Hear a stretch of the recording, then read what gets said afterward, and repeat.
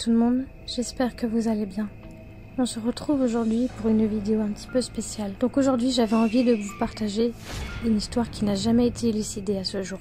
Je vais vous partager la mystérieuse disparition d'Elisa Lam. Qui est Elisa Lam? Elisa Lam est née le 30 avril 1991. Cette jeune étudiante de 21 ans aimait beaucoup la mode.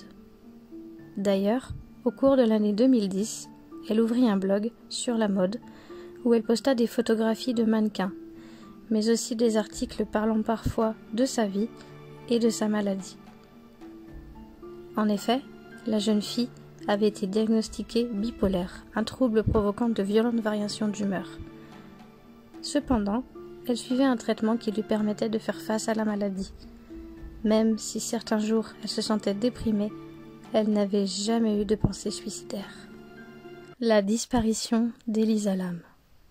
Elisa était la fille d'immigrants chinois et vivait en banlieue de Vancouver au Canada. En janvier 2013, elle décida de faire un voyage dans le sud de la Californie. La jeune fille voyageait seule, effectuant tous ses déplacements en train et en bus. Elle visita le zoo de San Diego, dont elle posta plusieurs photos sur les réseaux, puis, le 26 janvier, elle arriva à Los Angeles et s'installa au Cecil Hotel, 2 jours plus tard. L'hôtel avait été construit en plein centre-ville en 1924. Sa notoriété était reliée à des histoires sordides. L'établissement, pas très fréquentable, avait été réputé pour avoir hébergé des tueurs en série.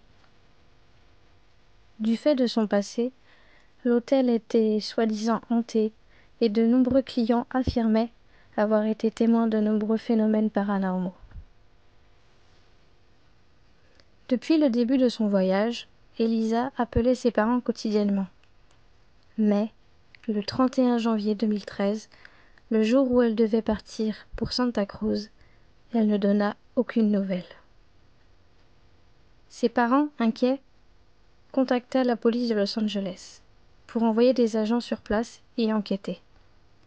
Malheureusement, à part certains employés de l'hôtel et le propriétaire d'une librairie l'ayant vue se promener et acheter des souvenirs pour sa famille, personne ne l'avait remarqué. Les policiers fouillèrent l'hôtel et la chambre d'Elisa sans trouver aucune piste. Les dernières images d'Elisa. Le 6 février, comme l'enquête ne donnait aucun résultat, la police décida de rendre l'affaire publique. Des affiches avec la photo d'Elisa furent diffusées sur Internet et dans le quartier où elle avait disparu. Mais sans succès.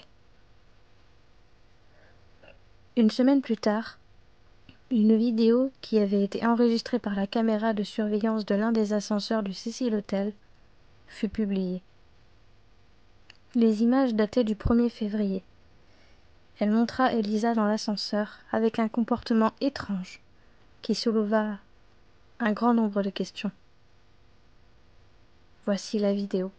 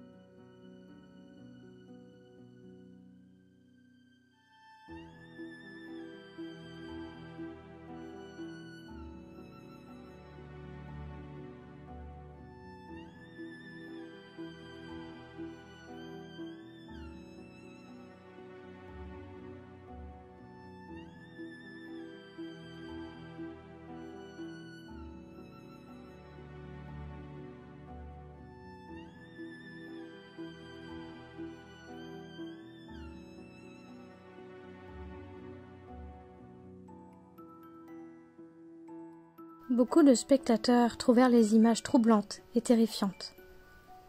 Vient donc plusieurs théories qui tenteraient d'expliquer le comportement d'Elisa. Selon différentes suppositions, la jeune fille tentait d'échapper à quelqu'un ou de fuir un fantôme. Peut-être était-elle sous l'influence d'ecstasy, ou subissait-elle un épisode psychotique dû à son trouble mental, ou encore était-elle possédée, ou bien s'adonnait-elle au jeu de l'ascenseur qui permettrait de voyager dans le temps ou dans une autre dimension.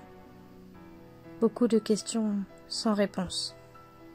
La découverte du corps. Alors que la disparition d'Elisa continuait à faire la une des journaux, des clients se plaignaient de la faible pression de l'eau dans leur chambre.